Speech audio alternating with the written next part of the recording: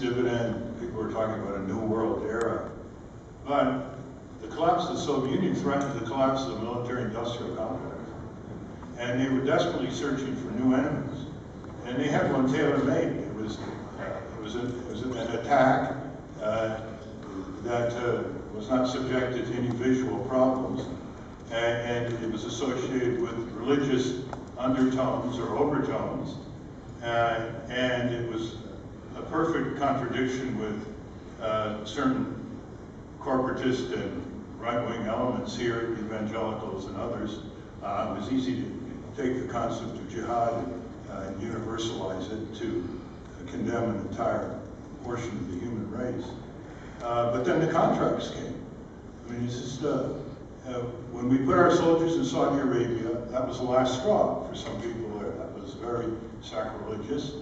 And that turned people we trained in Afghanistan against the Soviets against us.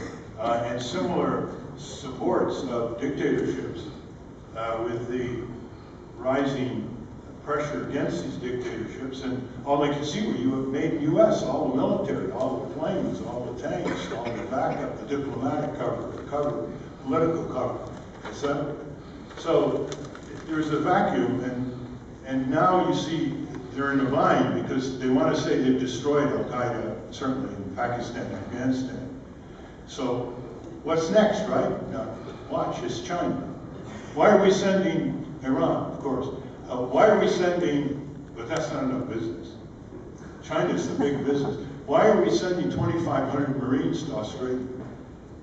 We want to turn the South China Sea into our fleet, dominated by our fleet.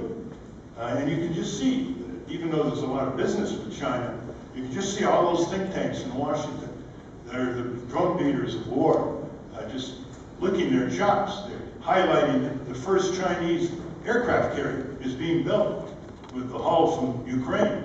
We have 12 aircraft carriers. Aircraft carriers are obsolete in a period of missiles. We have 12. Next country is Italy, 2. And now this threat from China, they're having another aircraft carrier. So there's a sickness, there's this pathology of constantly searching for new threats and new perils. And it's crowding out all kinds of news about our country. Stories that should be written about Appalachia, the Ozarks, and Harlem, all the things that get no news whatsoever, because this constant militarism, as Chalmers Johnson said, we move from a foreign policy into a military policy. And it's much more difficult to control than the Soviet Union. The Soviet Union was a kind of a binary thing, and they were very cautious of one another. This is a metastasizing situation that's even more easy to provoke fear among the American people. Somehow we have to ask what is the responsibility of the academy? What's the responsibility of the lawyers? Where are the lawyers? There's a million lawyers in this country. They're supposed to be the first responders. You go to these law schools, they're totally asleep. They were more awake under Joe McCarthy, who was a pipsqueak compared to what's going on now. He didn't have an army, he didn't have drones and missiles. And that's what I meant by the self-censorship aspect. It's self-censorship in profession after profession, in government civil service. I talked to a lot of people from the Pentagon and other agencies, and when you talk to them privately, they know what the score is. There's a lot of internal dissent that's suppressed.